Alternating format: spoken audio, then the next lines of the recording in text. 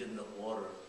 So we did everything to curtail the water down, so eventually we brought in the canal water to people want to raise a victory garden or keep the dust down. Because there's no paved road, everything was just truck, go by cars, dust is horrendous because whatever the growth there were, they cleaned that up and put the barracks on, so it's just an open.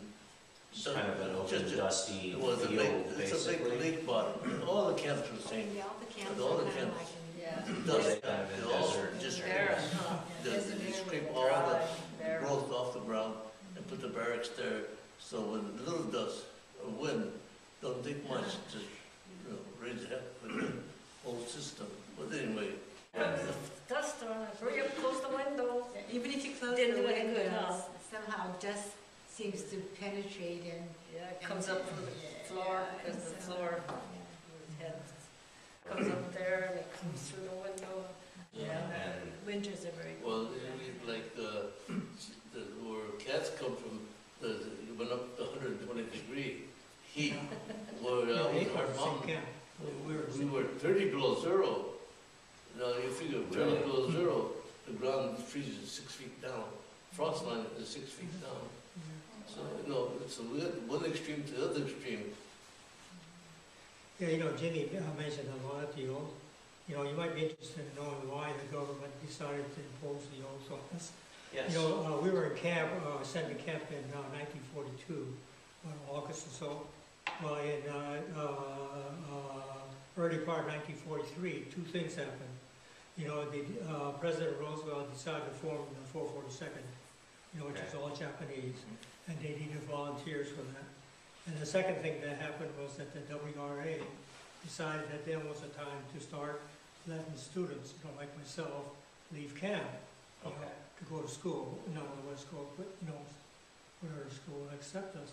Well, but they needed a rationale to let us go, because we had put us all into camp simply because we were Japanese, because of our ethnic thing. So how could they? When they opened the gates, they sent us back to San Jose or Los Angeles or San Francisco. What we're going to do? What is our future going to be like? We have no place to go. We have no friends. Nobody's got a home. Yeah, That's the second trauma. That's- the first yeah, trauma that's, is going in, the second trauma is coming out. We only got $25. Each person got $25. That's all we got. And we had to start our life all She was over. lucky. She got 25. I didn't get $25. Every place is different though. Yeah. So there's a different story. I think some people coming back to certain areas in California, there was a lot of hostility yet,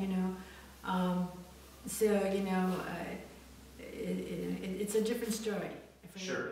Yeah, I think it shows this last earthquake and the tsunami in Japan. There's no looting, nobody stealing anything. Right. That belongs to her family. You don't touch it, They're Yeah. not claiming it. They're finding belongings and returning them or turning them in. That's the It's thing. not like That's just the taking- attitude that she's talking about. Our East Bay parents had. Our It says parents- that we're gonna make it. But it was tough. I'm telling you, as late as 1960 now. I don't know about Kat's situation. I know I was not the only one. Her and I went to look for a home. We were renting it out. And said, well, I think we can afford a house. So we went on, if you know this area, Cambrian Park. It's not much of an area. Just a small family, 3-bedroom house. And we went there, we saw the house. They would think we can afford it. So we went to the realtor and asked her if we'd like to buy the house. You know what she said first thing? We had to ask the neighbor if they let you in or not. Yeah, 1960. We did too. We had the same experience. Yes, 1960. That's how the struggle. Yeah. We struggled up to from 1960 it started getting better, but until then it was a struggle. Like my dad, we owned a farm, but he sold all his tractor stuff. So nobody sell him a tractor, nobody sell him a truck, nothing. So there was still a lot of discrimination was still present. Coming back was hard. It was a hard start up again. Yes, even though you had the land, they had a hard time farming. No matter how bad things get, you hang in there, do the best you can with what you have.